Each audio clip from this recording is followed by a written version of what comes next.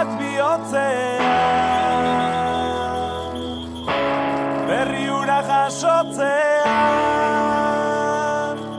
Tarragonako Calafat herrian patinetako iraupen probak izan dira larun batean hasi eta igandera bitartean. Bertan, Tolosako Irristaka taldeak parte hartu du. Irristaka A taldea bigarren sailkatu da 12 orduko taldekakoan, eta Irristaka B taldea berriz seigarren 12 orduko taldekakoan ere. Gu jun ginen Irristaka taldearen izenean Calafatera, batik bat lehenengo urtea zenez, gutxi gorabehera bertako giroa nolako izate zen ikustea, inongo posturik eta inongo helbururik gabe.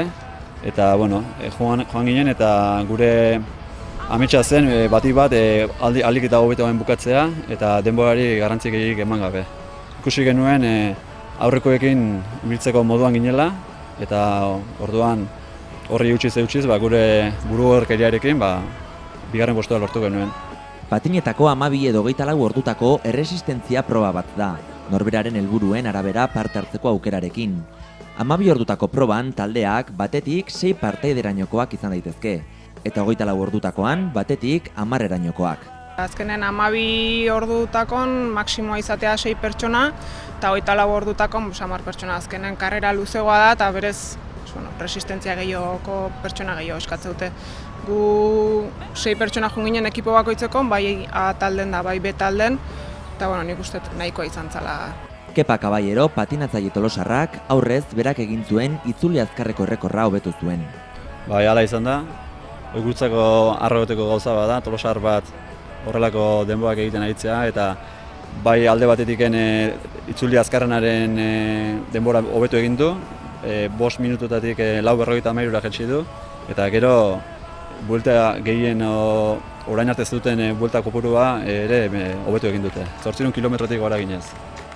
Lasterketa honetan, aurten gaztetxoek parte hartzeko aukera ere izaten dute, eta Tolosako Markel eta Lucia Caballero anai-arrebak ere bertan izan dira.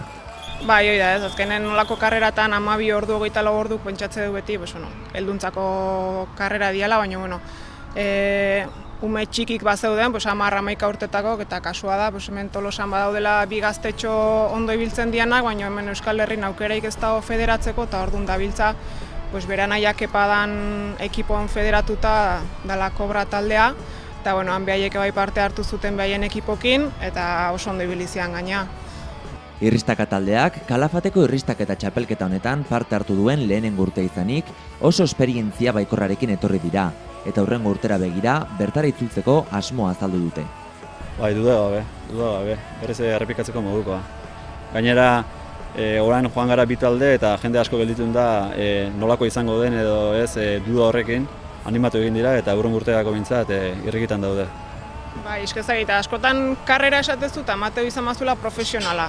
Karrera hau da, bai txikitatikan, txiki dian umetetikan, helduk dianak, dakienak patinatzen, ez dakienak patinatzen. Disfrutatu kotxe gabeko zona baten, 3 kilometroko zirkuito baten, 24 ordu 12 ordutan.